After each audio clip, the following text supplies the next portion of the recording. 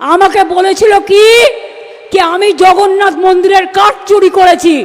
কান মোড়া দেওয়া উচিত এদের, কান ধরে উপোস কর। আমি কেন তোদের কাঠ চুরি করতে যাব?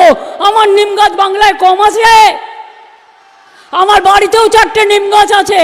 আর আমরা পকেট মারও নই আর যোগদারও নই, আমরা মানুষের পাহারাদার। আমরা চুরি করি না, আমরা মানুষকে সাহায্য করি। এটা মাথায় রাখবেন।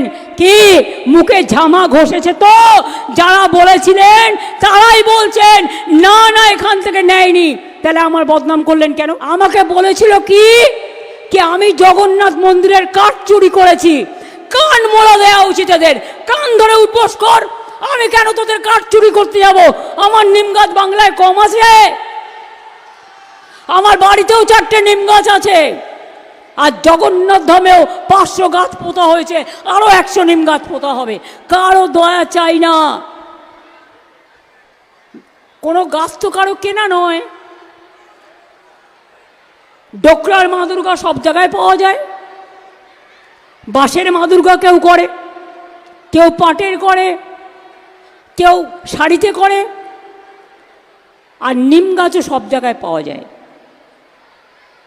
কাজেই মনে রাখবেন, আমরা অত ভিখিরি নই, আর আমরা পকেট মার নই, আর আমরা পকেট মারও নই আর যোগদারও নই। আমরা মানুষের পাহারাদার।